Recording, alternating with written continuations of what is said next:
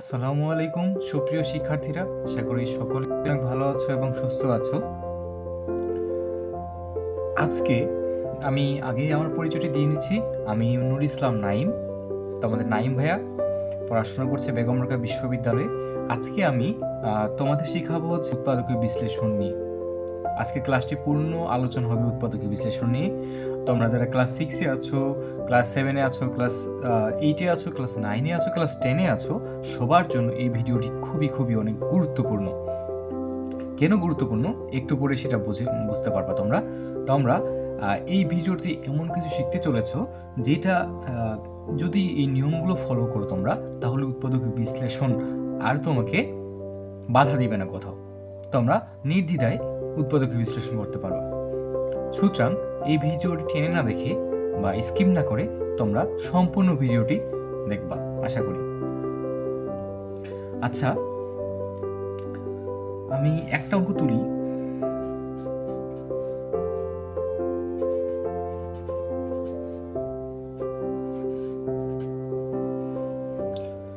আচ্ছা, এখানে কি আছে? 4x square minus Y square.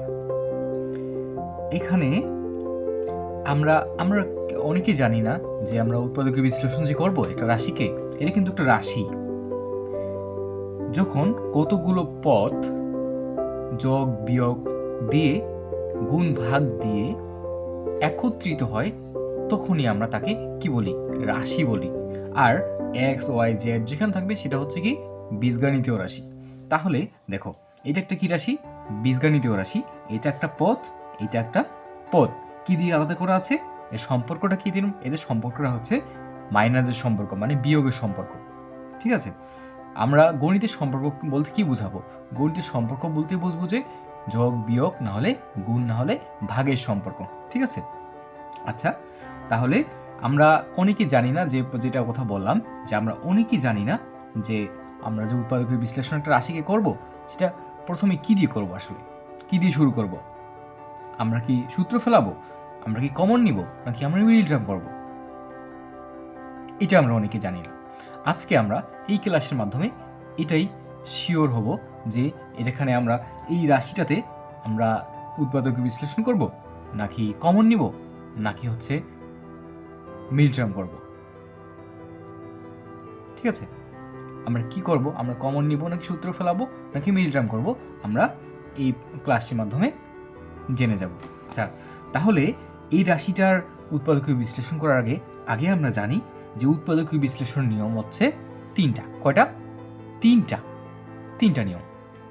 তিনটার প্রথমটা হচ্ছে, প্রথমে আমাদের হবে রাশিটিতে কমন যাচ্ছে কিনা।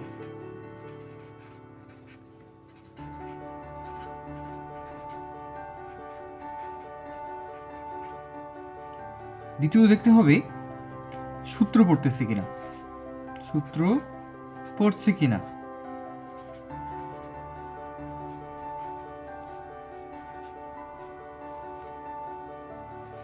যখন আমরা দেখব কমনও যাচ্ছে না, সূত্র পড়ছে না, তখন আমরা লাস্ট উপায় হিসাবে আমরা কাকে বেছে নিব? আমরা যখন দেখব যে কমন যাচ্ছে না, সূত্র পড়ছে না, তখন কি আমরা অঙ্ক করা ছেড়ে দিব? না, আমরা কিন্তু অঙ্ক করা ছেড়ে দিব না। আমরা লাস্ট উপায় হিসেবে মিডিল টার্মকে বেছে নিব।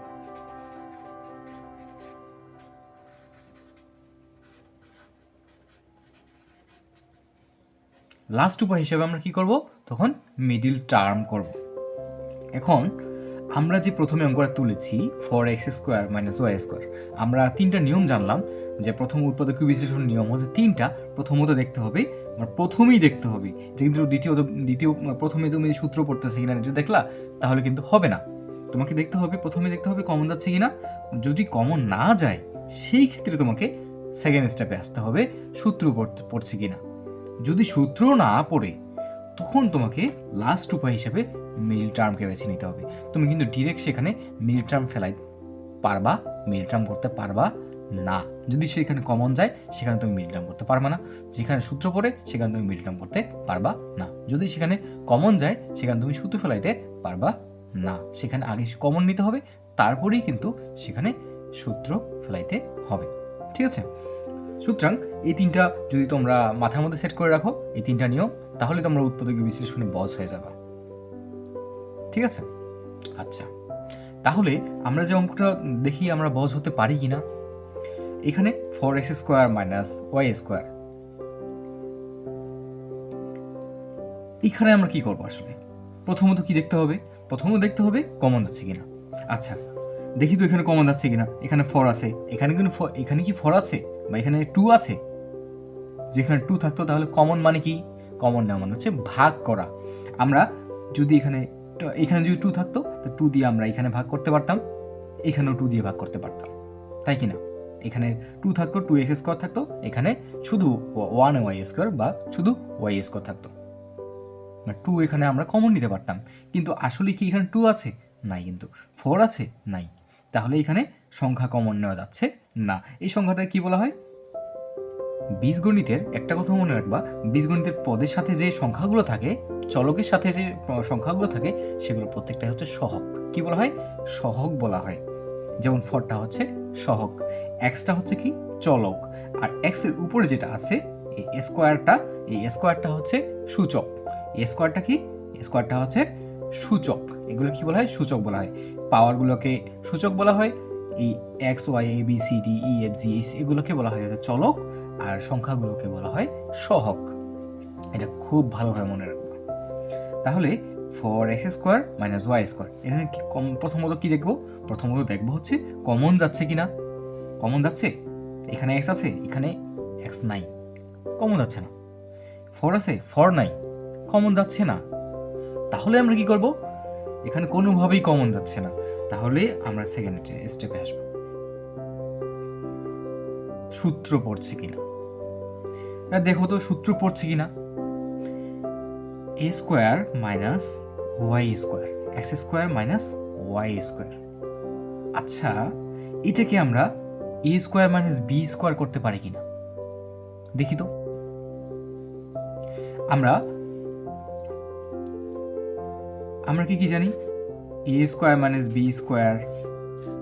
এর সূত্র একটা, তারপর হচ্ছে a + b² সূত্র একটা, a - b² সূত্র একটা, তারপর a + b³ সূত্র একটা। এগুলো কিন্তু কিসের সূত্র? এগুলো হচ্ছে উৎপাদকীয় বিশ্লেষণের সূত্র। সুতরাং এগুলো খুব ভালোভাবে মাথায় সেট করে রাখবা। আর কয়েকটি সূত্র আছে যেগুলো আমি এখানে দেইনি, সেগুলো খুব ভালোভাবে সেট করা। পরবর্তী ক্লাসে ওগুলো নিয়ে আরও বিস্তারিতভাবে আলোচনা করব। এখন তোমরা জানো যে কিভাবে উৎপাদকীয় বিশ্লেষণটা করতে হয়। তো এখানে 4x² - y² আছে, তাহলে এখানে কি করতে হবে? এখানে প্রথমত দেখতে হবে কমন যাচ্ছে না, কমন যাচ্ছে না। তারপর কি করতে? সূত্র পড়ছে কিনা। এটা কি করা যায়? এটাকে 2x এর উপর হোল স্কোয়ার করি, কি হয়? 2 এর উপর স্কোয়ার দিলে 4 হয়, x এর উপর স্কোয়ার দিলে স্কোয়ার হয়। মানে এটাকে 2x স্কোয়ার করে নেওয়া যায়। আর এটা কি করে নেওয়া যায়? এটাকে করে নেওয়া যায় y²। তাহলে এটাকে যদি আমরা a ধরি, yটাকে যদি b ধরি, তাহলে a² - b²। আমরা কি a² - b² সূত্র জানি না? অবশ্যই আমরা জানি। a² - b² সূত্র কি? a + b * a - b, 2x + y, 2x - y। আমাদের অঙ্ক শেষ। এই হচ্ছে আমাদের অঙ্ক। তাহলে আমরা দেখলাম কমন যাচ্ছে না, প্রথমত দেখলাম কমন যাচ্ছে কিনা, কমন এখানে যাচ্ছে না। তারপর দেখলাম যে সূত্র পড়ছে কিনা, সূত্র পড়ছে, আর সূত্র ফেলাই অঙ্কটা করে দিলাম। যদি সূত্র না পড়তো তাহলে আমরা মিডল টার্ম করতাম। আচ্ছা, তাহলে আমরা আরেকটি অঙ্ক তুলি এখানে। p² -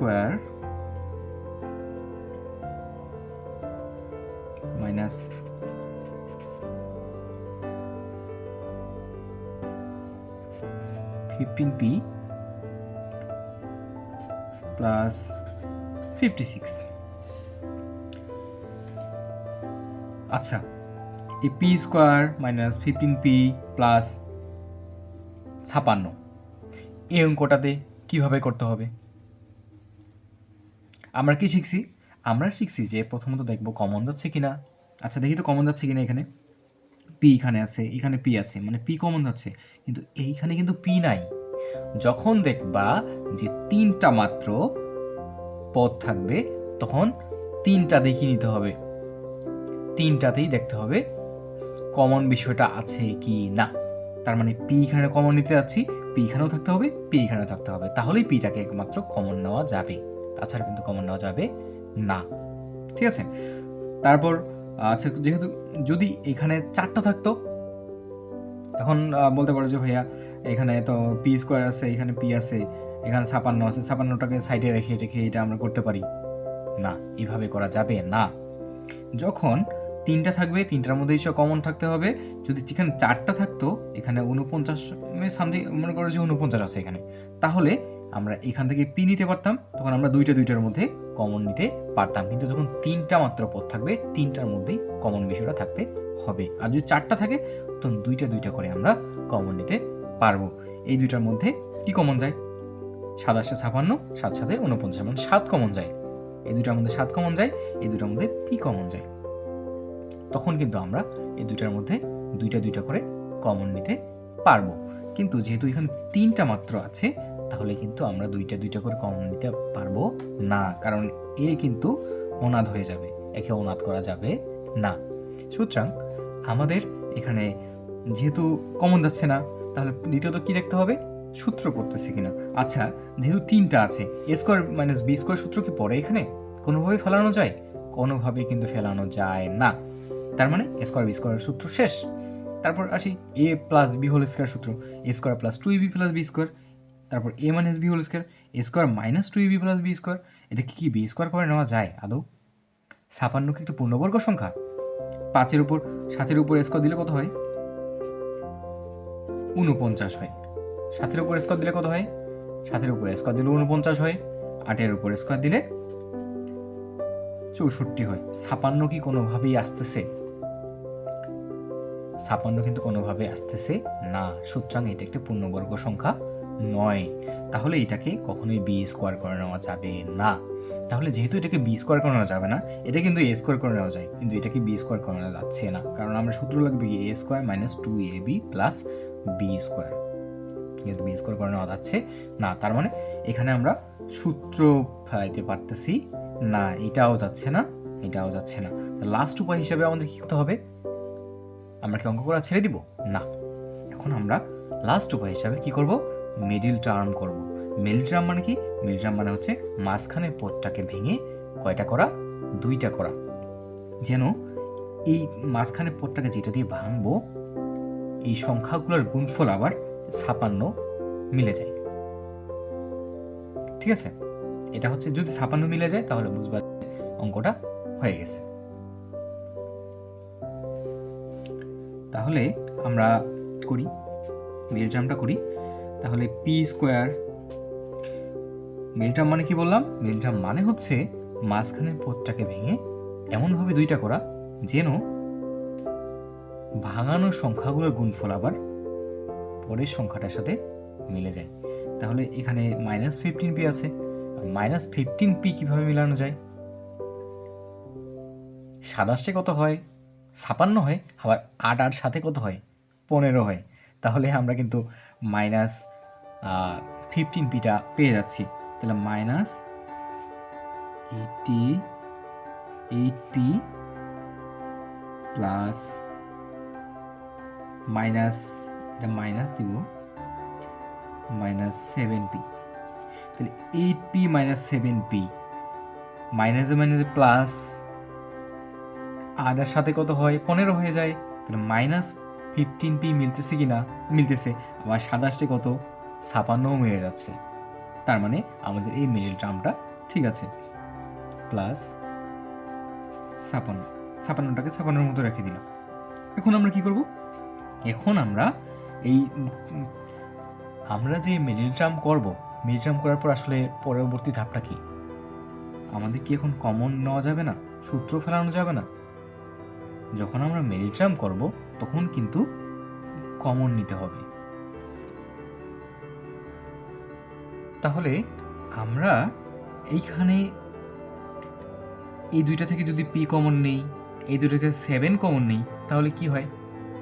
তাহলে এখানে কি থাকে? এখানে p - 8 থাকে। আর এখানে যদি -7 কমন নেই, 7 এর আগে কি দেওয়া আছে? 7 এর আগে কিন্তু মাইনাস আছে।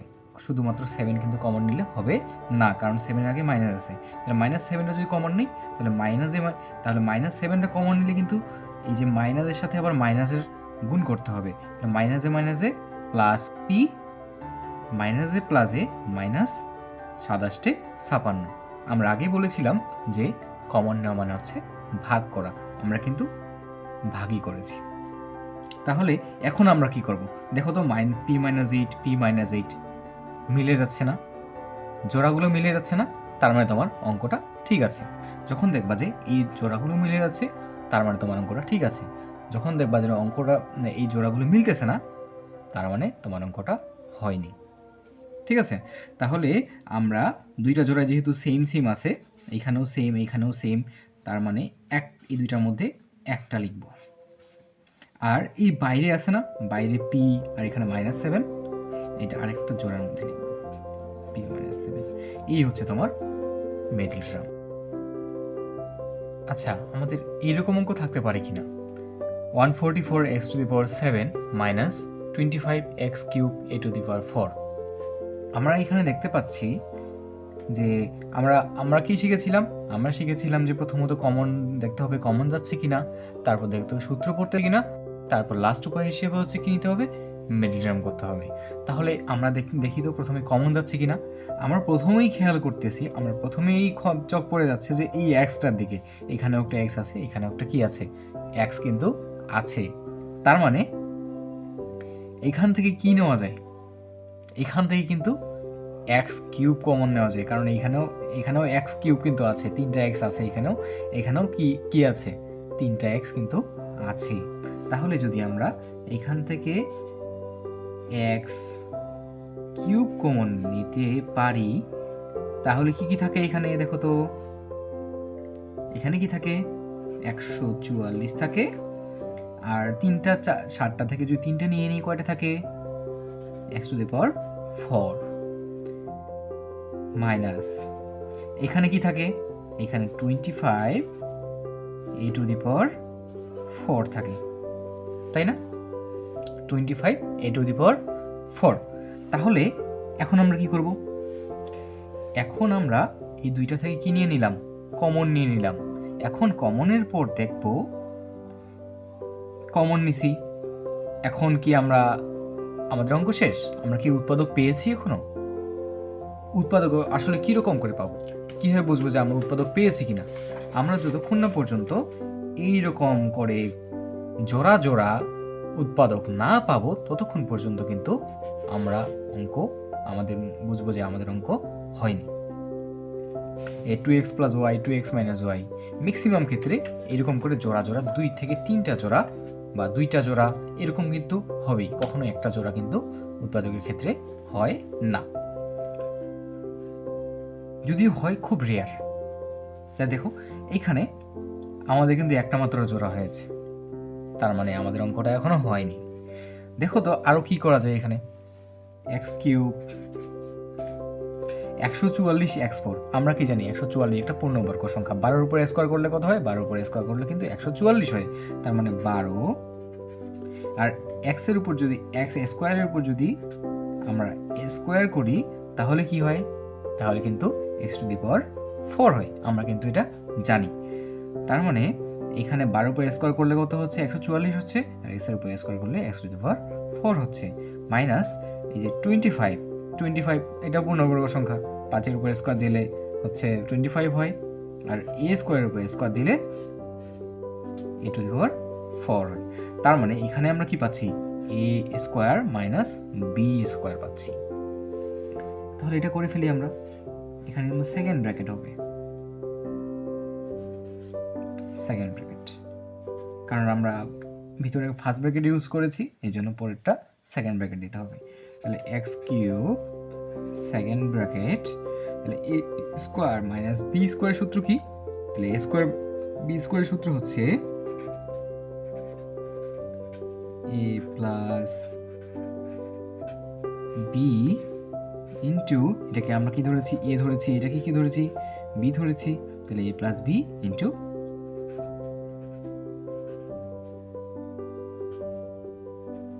a - b। a plus b into a minus b. আমরা কিন্তু আমাদের উৎপাদক, কাঙ্ক্ষিত উৎপাদক পেয়ে গেছি। এইখানে কি আর a square plus b square বা a square minus b square করা যায়? 5 কি একটা পূর্ণবর্গ সংখ্যা? না, কখনোই 5 একটা পূর্ণবর্গ সংখ্যা নয়, তার মানে এখানে বি স্কোয়ার করা যায় না। 12 কিন্তু একটা পূর্ণবর্গ সংখ্যা নয়, তার মানে এখানেও a square minus b square করা যায় না। তাহলে আমরা কি করব? আমরা সুন্দর মতো করে x কিউব আর 12 x square plus 5a square একটা, আর 12 x square minus 5a square একটা। এটাই হচ্ছে আমাদের কাঙ্ক্ষিত উৎপাদক, এই দুইটা আর এইটা, এগুলো হচ্ছে আমাদের কি কাঙ্ক্ষিত উৎপাদক। তাহলে এই সংখ্যাটাকে আমরা কিন্তু কি করলাম? উৎপাদকে বিশ্লেষণ করলাম। আমরা কিন্তু প্রথমত কি পেলাম? প্রথমত দেখতে পেলাম এখানে x আছে, দুইটার মধ্যে x আছে, মানে x কমন নেওয়া যায়। তো আমাদের কিন্তু তৎক্ষণাৎ বুঝে ফেলতে হবে যে আসলে এটা কমন নেওয়া যাচ্ছে কিনা, তারপর দেখতে হবে সূত্র করতেছে কিনা, তারপর দেখতে হবে যদি দুইটাই না যায়, কমনও না যায়, সূত্রও না যায়, তাহলে কিন্তু লাস্ট উপায় হিসেবে তোমাদেরকে মিডল টার্ম করতে হবে। আর আমরা কিন্তু আগের অঙ্কটাতে মিডল টার্ম কীভাবে করতে হয় আমরা কিন্তু জেনে এসেছি। ঠিক আছে, তাহলে আজকের মতো এখানেই, দেখা হবে ইনশাল্লাহ নেক্সট ক্লাসে। আশা করি তোমরা উৎপাদকীয় বিশ্লেষণে আর কোনো ধরনের সমস্যা হবে না। এই তিনটে সূত্র শুধু মনে রাখবা, কমন যাচ্ছে কিনা, তারপর দ্বিতীয়ত সূত্র পড়তেছে কিনা, তারপরে লাস্ট উপায় হিসাবে হচ্ছে মিডল টার্ম। তাহলে তোমাদের সহ উৎপাদকীয় বিশ্লেষণের ভয় তোমরা জয় করে ফেলবা ইনশাল্লাহ। তো আল্লাহ হাফিজ, সবাই অনেক ভালো থাকো। আর যদি ভিডিওটি ভালো লেগে থাকে, যদি ক্লাসটি ভালো লেগে থাকে, অবশ্যই চ্যানেলটি সাবস্ক্রাইব করে রাখবা এবং বেল আইকনটি চাপ দিয়ে রাখবা, যেন পরবর্তী ভিডিও দেওয়ার সাথে সাথে তোমরা পেয়ে যাও।